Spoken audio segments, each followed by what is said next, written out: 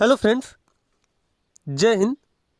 जैसे कि हम लोगों ने आने वाले सीटेट एग्ज़ाम के लिए सीटेट पेपर 2 के लिए साइंस की सीरीज स्टार्ट किया था, जिसमें से हम लोग 2011 से 2024 के बीच में जितने भी एग्ज़ाम हुए हैं उन सभी क्वेश्चन को हम लोग सॉल्व कर रहे थे। तो इसका आज हम लोग सेट 3 पार्ट 3 कंप्लीट करेंगे, जिसमें से हम लोग 20 मोस्ट इंपॉर्टेंट क्वेश्चन पढ़ेंगे। जैसे कि जब एग्ज़ाम होता है सीटेट का पेपर 2 का साइंस का, तो इसमें 20 क्वेश्चन होते हैं जो कंटेंट के होते हैं, और जो 10 क्वेश्चन होते हैं तो वो पेडागॉजी के होते हैं। तो पेडागॉजी वाला पार्ट हम लोग अलग से पढ़ेंगे। इसमें केवल हम लोग कंटेंट वाले जो 20 क्वेश्चन होते हैं तो उसी हिसाब से एक एक सेट डेली कंप्लीट करते जाएंगे।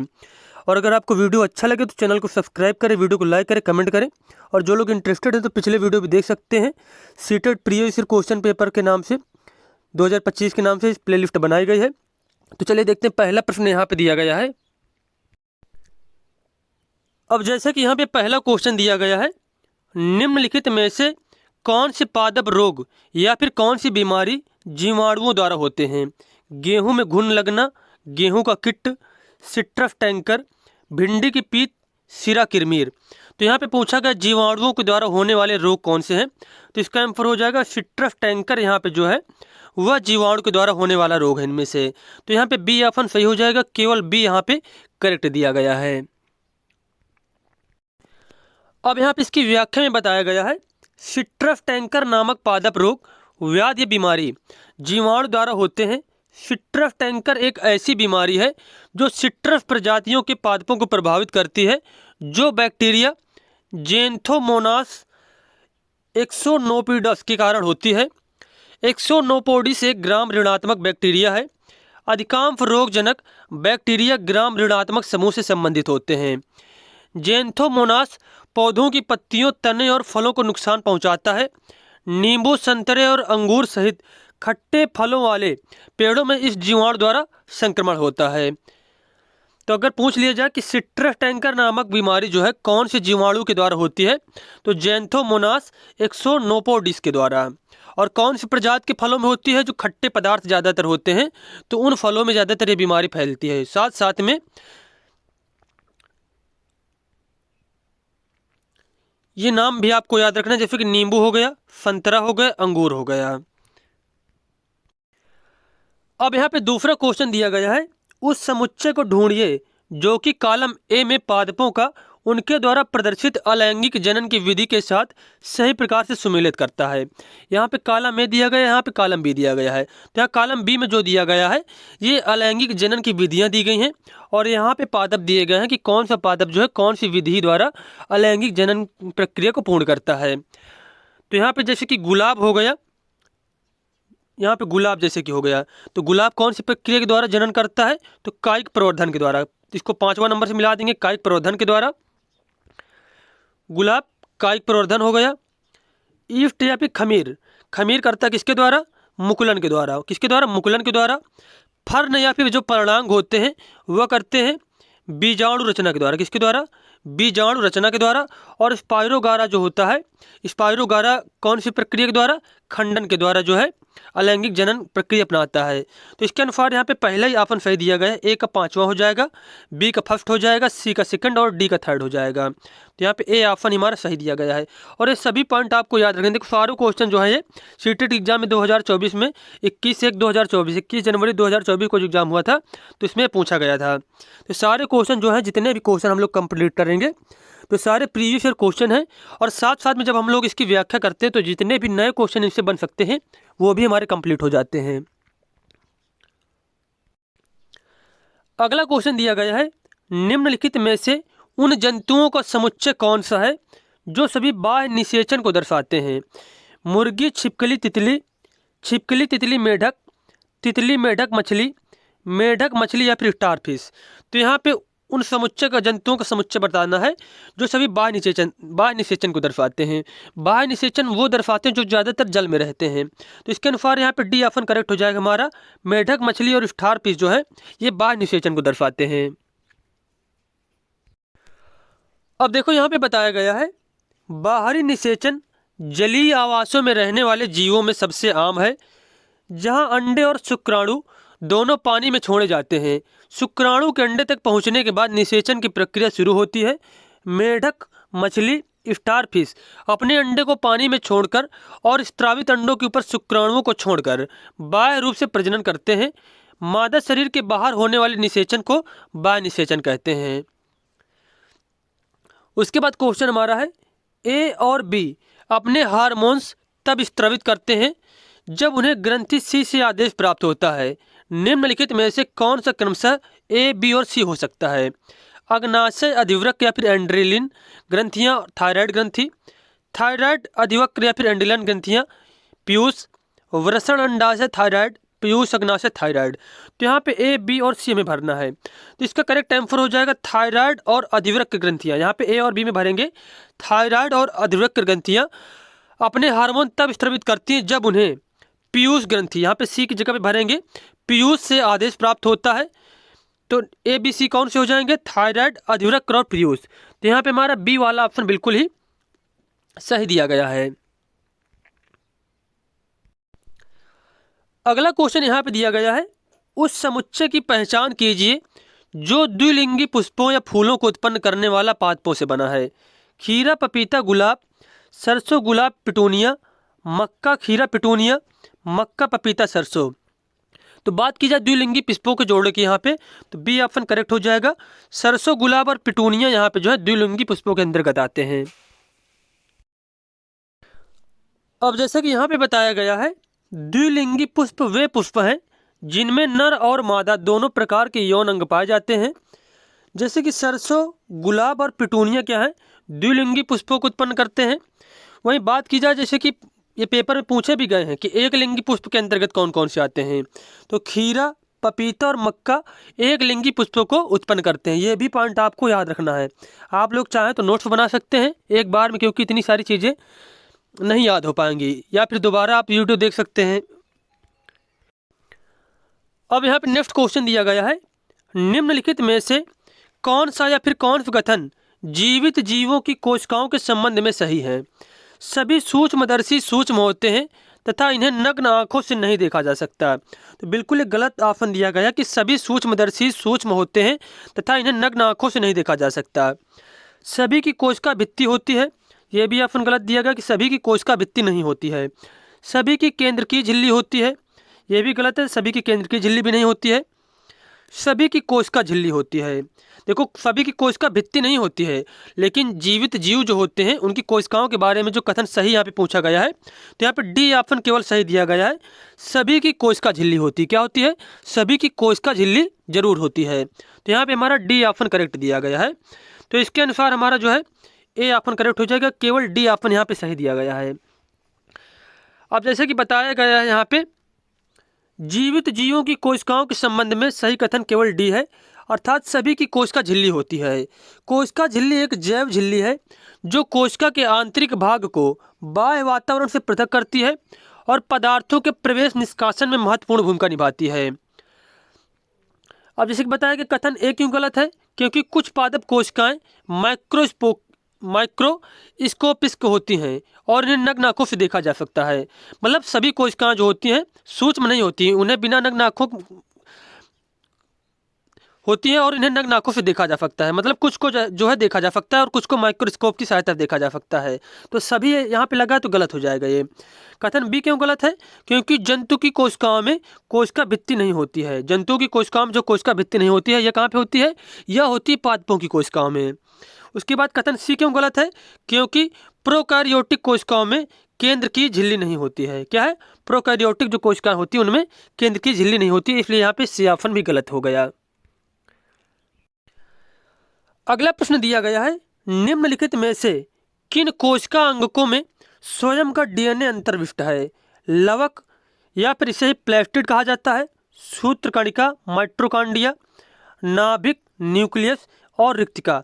तो बात की जाए स्वयं के डीएनए के किसमें जो है स्वयं का डीएनए होता है, तो लवक में होता है, सूत्रकणिका या फिर जिसको माइटोकॉन्ड्रिया में होता है, नाभिक या फिर न्यूक्लियस में होता है, जबकि रिक्तिका में जो है स्वयं का डीएनए नहीं होता है। तो इसके अनुसार सी ऑप्शन करेक्ट हो जाएगा, ए बी सी यहाँ पे सही दिए गए हैं। अब यहाँ पे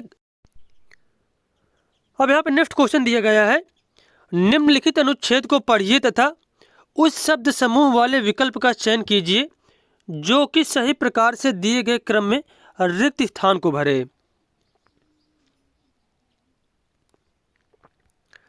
अब जैसे कि क्वेश्चन हमारा है, निषेचन के समय पिता के शुक्राणु और माता के अंडाणु संलित होकर क्या बनाते हैं?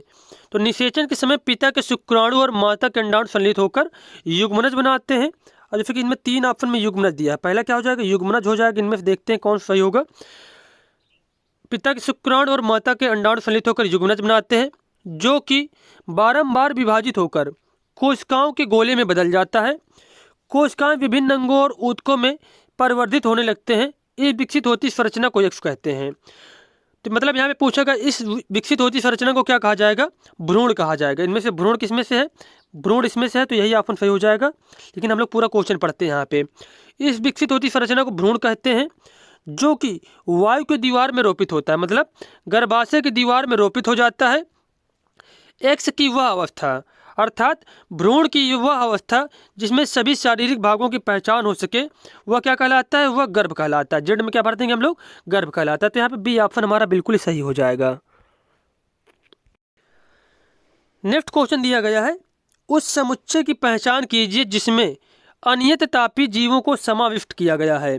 छिपकली, तोता, डाल्फिन, कबूतर, मानव छिपकली, सर्प, मेढक, काकरोच, हेल, मेढक, केचुआ।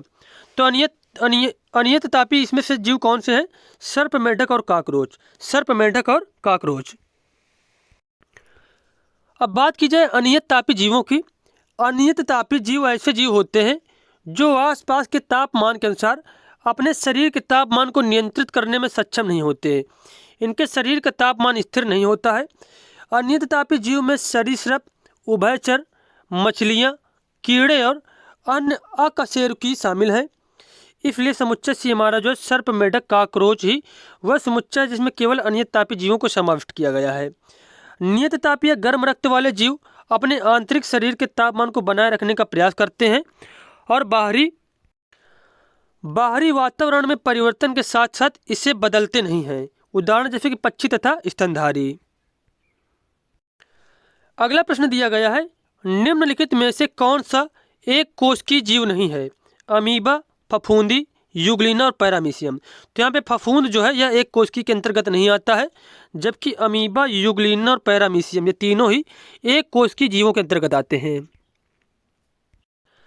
अब जैसे कि बताया गया है, फफूंदी यूकैरियोटिक अर्थात बहुकोशिकीय सूक्ष्म जीव है जो अर्धसूत्री विभाजन द्वारा एवं माइटोसिस प्रक्रिया द्वारा अलैंगिक रूप से उत्पन्न होते हैं। फफूंद जैविक कचरे को विघटित करते हैं और इनका उपयोग एंटीबायोटिक्स, पनीर आदि बनाने में भी किया जाता है। अगला क्वेश्चन है, निम्नलिखित अनुच्छेद पढ़िए और उस विकल्प को चुनिए जो दिए गए क्रम में सही प्रकार से रिक्त स्थानों की पूर्ति करता है। अब यहाँ पे भरना है, एक मोटी भित्ति की थैली है, इसका आकार चपटा जे जैसा है और यह आहार नाल का सबसे चौड़ा भाग है। यह डैश से एक सिरे पर भोजन प्राप्त करता है और दूसरे सिरे पर में खुलता है। वह स्त्रवित करता है जो कई जीवाणुओं को मार देते हैं। तो यहाँ पे एक हमें की पॉइंट मिल गया कि जे आकार जैसा अंग है। तो जे आकार जैसा अंग कौन सा होता है? तो वह होता है आमाशय। क्या होता है? आमाशय होता है। तो यहाँ पे हमारा बी ऑप्शन करेक्ट हो जाएगा। अब यहाँ पे क्या हम लोग भरेंगे, जैसे कि एक मोटी भित्ति की थैली है, आमाशय एक मोटी भित्ति की थैली है, इसका आकार चपटा जे जैसा है और यह आहार नाल का सबसे चौड़ा भाग है। यह भोजन नली से एक सिरे पर भोजन प्राप्त करता है और दूसरे सिरे पर छोटी आंत्र पर खुलता है। वह हाइड्रोक्लोरिक अम्ल स्त्रवित करता है जो कई जीवाणुओं को मार देता है। तो यहाँ पे बी ऑप्शन हमारा सही हो जाएगा। नेक्स्ट क्वेश्चन हमारा है, निम्नलिखित में से कौन जीवाणु रोगों का एक युग्म है? मतलब कौन सा जीवाणुओं के द्वारा रोग इनमें से फैलते हैं? तो इनमें से होने वाले जो हैजा और टाइफाइड रोग हैं यह जीवाणुओं के द्वारा फैलने वाले रोग हैं। तो ए ऑप्शन हमारा सही हो जाएगा इसमें से। अब जैसे कि बताया गया है, जीवाणु जनित रोग कौन कौन से हैं? जैसे कि आंत्र ज्वर हो गया, क्षय रोग हो गया, हैजा, टाइफाइड, प्लेग, डिप्थीरिया, टिटनेस, कोढ़ या फिर कुष्ठ, निमोनिया, काली खांसी, सिफिलिस और गोनोरिया। ये क्या है? ये सारे जीवाणुओं द्वारा होने वाले रोग हैं। एक बार फिर से हम लोग पढ़ लेते हैं इसको। जीवाणु, क्योंकि बहुत क्वेश्चन इससे पूछे जाते हैं। जीवाणु जनित रोग कौन कौन से हैं? आंत्रज्वर, क्षय रोग, हैजा, टाइफाइड, प्लेग, डिप्थीरिया, टिटनेस, कोढ़ या फिर कुष्ठ, निमोनिया, काली खांसी, सिफिलिस, गोनोरिया। वायरस जनित रोग कौन कौन से हैं?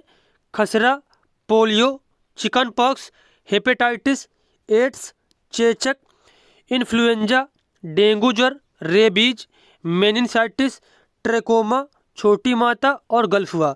ये सारे क्या हैं? ये सारे वायरस के द्वारा फैलने वाले रोग हैं। उसके बाद क्वेश्चन है, निम्नलिखित में से कौन सा विकल्प पौधों की रूपांतरित जड़ों के रूप में है? प्याज सलगम, सलगम गाजर, गाजर आलू, आलू मटर।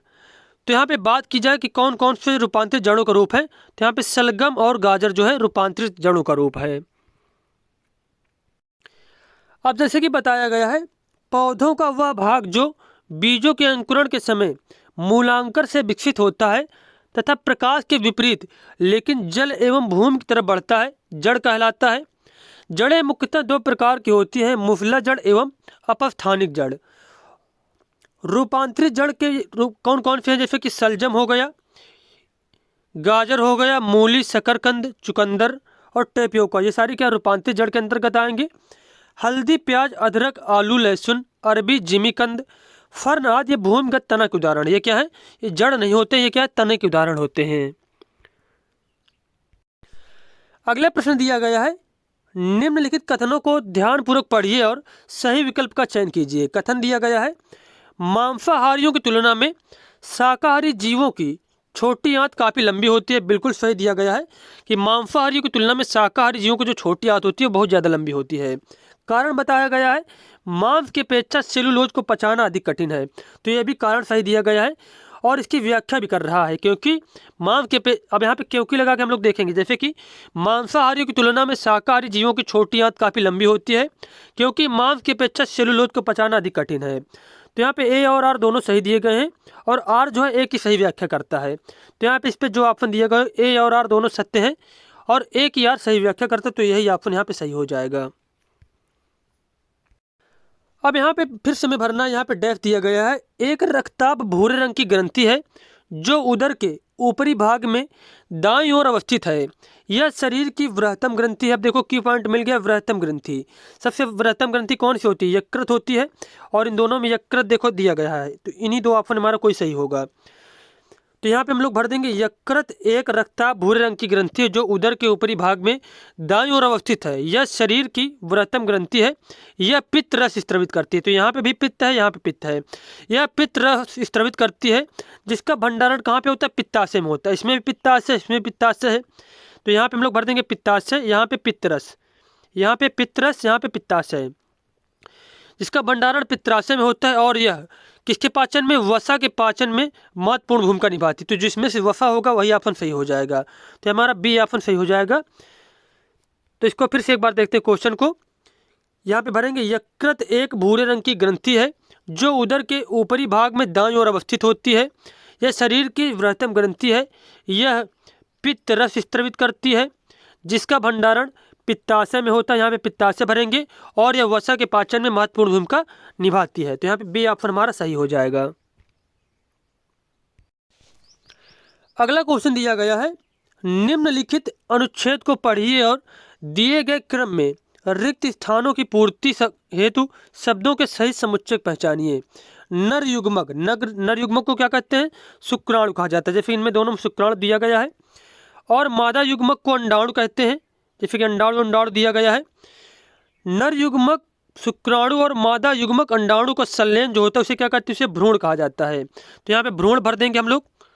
तो जो ऑप्शन इसमें से होगा, जैसे कि भ्रूण इसमें दिया गया है, तो नर युग्मक और मादा युग्मक का संलयन भ्रूण बनाता है, जो पुनरावृत्ति विभाजित होकर कोशिकाओं की एक गेंद गुच्छा उत्पन्न करता है।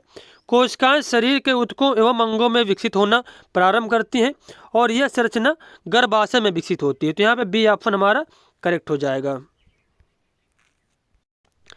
अगला क्वेश्चन दिया गया है, निम्नलिखित कथनों को ध्यानपूर्वक पढ़िए और सही विकल्प का चयन कीजिए। कथन दिया गया है, शाकाहारियों की तुलना में बाघ जैसे मांसाहारी में कहीं लंबी छोटी आंत होती, बिल्कुल गलत दिया गया है।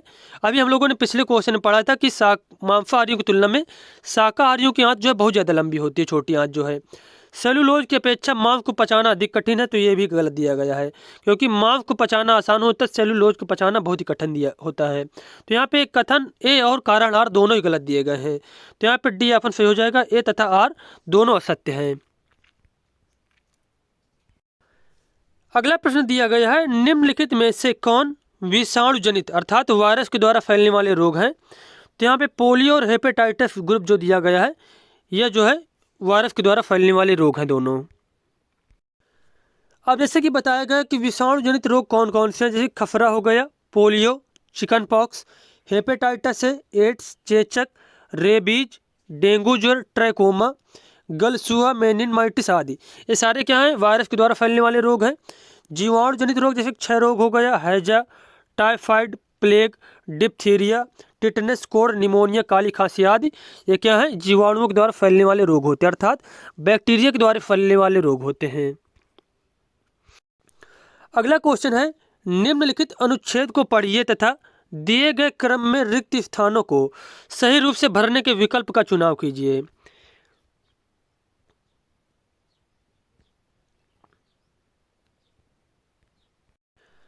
अब क्वेश्चन दिया गया है,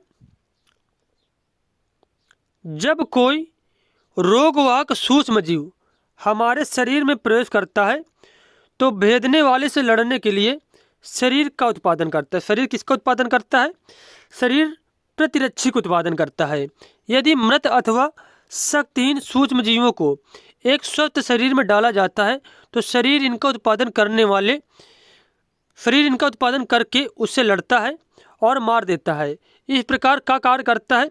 तो इस प्रकार शरीर जो हमारा होता है प्रतिजय जो है टीका का कार्य करता है। किसका कार्य करता है? इस प्रकार शरीर हमारा टीका का कार्य करता है। और किस प्रकार के रोगों से बचाव करता है? तपेदिक जैसे रोगों से बचाव करता है। तो यहाँ पे हमारा सी ऑप्शन सही हो जाएगा, प्रतिरक्षी, टीका और तपेदिक। क्या भरेंगे हम लोग? यहाँ पे पहले में भरेंगे प्रतिरक्षी, दूसरे में भरेंगे टीका और तीसरे में भरेंगे तपेदिक। अब क्वेश्चन दिया गया है, निम्नलिखित वाक्य को पढ़िए तथा उन शब्दों के समुच्चय की पहचान कीजिए जो रिक्त स्थानों को सही क्रम में भरें। एक व्यक्ति से पीड़ित है यदि उसका पर्याप्त मात्रा में हार्मोन नहीं बना रहा है। तो 3 जगह पे यहाँ पे भरना है। तो इसका आंसर हो जाएगा, एक व्यक्ति पहले में भर देंगे मधुमेह, उसका जो है अग्नाशय, दूसरे में भरेंगे अग्नाशय, पर्याप्त मात्रा में इंसुलिन हार्मोन नहीं बना पा रहा है, तो वह क्या है? मधुमेह से पीड़ित हो जाएगा। तो इसके अनुसार यहाँ पे हमारा डी ऑप्शन करेक्ट हो जाएगा, मधुमेह, अग्नाशय, इंसुलिन। एक व्यक्ति पहले में क्या भर देंगे? मधुमेह से पीड़ित है यदि उसका अग्नाशय पर्याप्त मात्रा में इंसुलिन हार्मोन नहीं बना पा रहा है।